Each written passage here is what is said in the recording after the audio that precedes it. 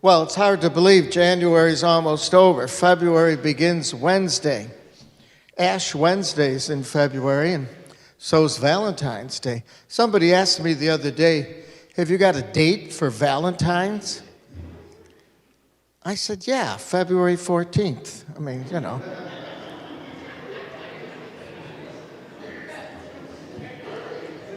You're going to use that, aren't you? So, this is one of the most famous teachings of Jesus. We call it the Beatitudes. There's 8 attitudes, 8 teachings. Beatitude means to be happy. That's all it's about. Pope Francis, our Holy Father, the Pope recently said, these 8 attitudes for the faithful person, they're like a navigation system. Like you got a GPS in your car or, on your phone, kind of tells you how to get where you're going. He said, these words of Jesus, the Beatitudes, the words we just heard, the Pope said it helps us navigate our way through a world that can be dark and fallen and a lot of trouble. And I think it's a beautiful way to understand this gospel, these words, the Beatitudes. It helps us navigate our way, keep on the right path. So let's have a brief thought about each one. There's 8 of them. The first one is, happy are the poor in spirit. What's that mean? That if I'm broke, my pockets are empty, I should be happy? It's got nothing to do about money. Jesus is saying that it's what makes you happy is the more you give yourself, especially to others. That's the definition of love, that I'm willing to bring out the best in you, and I might have to give of myself, my time, my love, my concern, my energy, my imagination, to become poor in giving more of yourself to others, to help their life. That makes you happy. At the end of the day, you go, you know what? I feel pretty good. I gave of something of myself, and I made somebody else a little better, to be poor in spirit.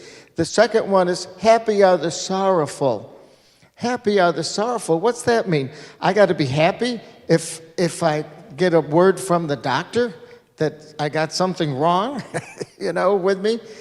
I'm going to be happy when I'm sad. I get bad news. No, it really means Jesus was teaching the thing we should be sorrowful for, sad, the thing I should regret is my sins, my ways I have hurt God, hurt you, or hurt myself in thought, word, or action.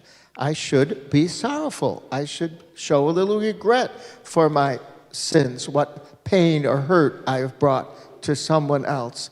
Although you watch TV shows and all these talk shows and stuff, they're proud of their sins, Nowadays, people, they do things that would make farm animals blush. And they become a celebrity, Everybody thinks, wow, they're great. Ridiculous, huh? So what's the third be happy beatitude? It's, blessed are the lowly, the humble. They will inherit the earth. Now, you and I know that usually it's the powerful.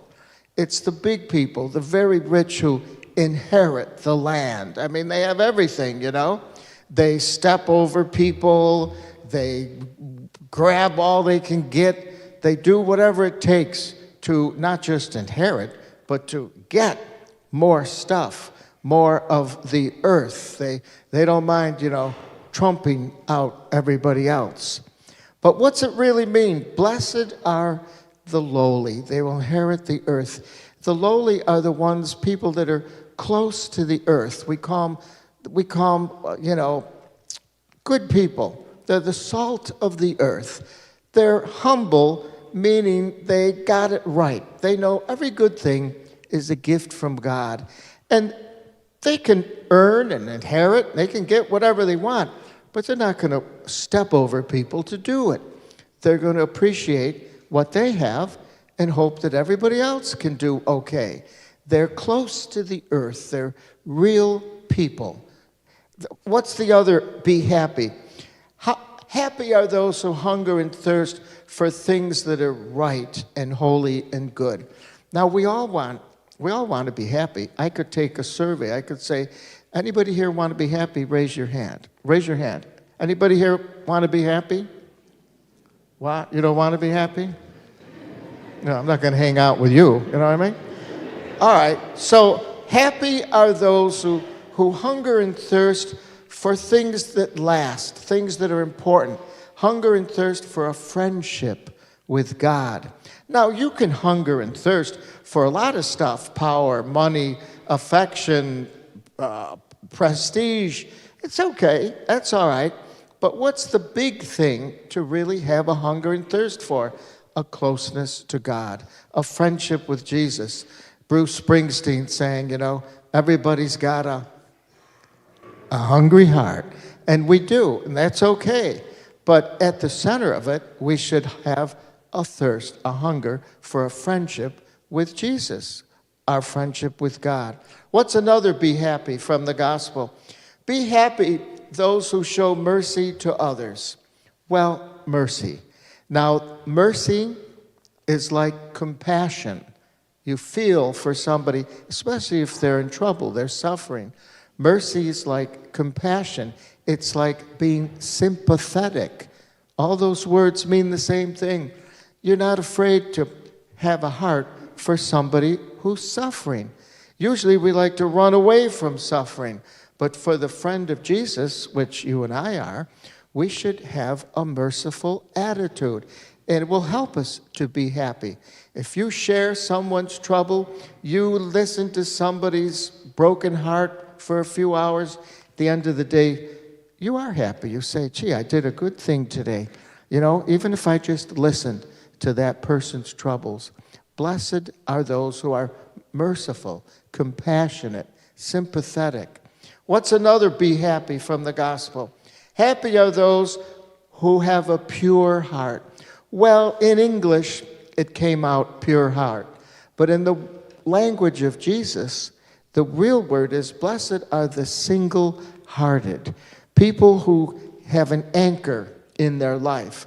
They're focused on one thing. It's like the hub in the middle of an old-fashioned wheel on a wagon. The hub is at the middle. It holds all the spokes together. You and I, we have so many things in our life. We got this going on and that's good. That's okay. But we need an anchor, something to hold it all together. Blessed are the single-minded. They're anchored in God. They're anchored in their love for God. They're anchored in practicing our Catholic Christian faith, especially on weekends. They're anchored in the sacrament of the altar table. They're anchored in the wisdom of God's word. And then all the other things fall into place. So many things we're all involved with. What's another one? Blessed and happy are the peacemakers. They will be called God's children. Notice, Jesus didn't say, blessed are those who are peaceful. Well, I could be peaceful, calm, nothing irritates me. He didn't say that. He said, blessed are the ones who make peace. Well, what's that mean? Well, if I'm in a situation, he's out to kill him, she hates her, maybe in the middle, maybe I could help make peace between them. Maybe I could calm down a situation that isn't very peaceful. Blessed are the peacemakers. And then finally, the last one, blessed are those who are persecuted for the sake of my name. They will inherit, their reward will be great. They'll inherit heaven. Well, what's that mean? It means that we stand up for what we believe. We stand up for our love for God, our Catholic faith, our sacraments, our church, our traditions. We, even though people might make fun of us or criticize us, I give a lot of credit to our young people. For everyone that's here, there's about a dozen their age that could care less about church, God, or anything else. So I give them credit. And they might have to take a little rub for it, a little ridicule, a little criticism. A famous man once said, if you don't stand for anything, everybody will love you. But if you stand for something, Not everybody is going to love you, but it's better to stand for something. So those are the Beatitudes, the ways to be happy. And it's a beautiful way to live. Now, there used to be a soap opera on TV. My mother used to watch it. Is it still on? One Life to Live? It's not on anymore? My mother and all my aunts, they'd watch it, One Life to Live. Well, guess what? You've got one life to live. If you pay attention to the teaching of Jesus, you only got one life to live.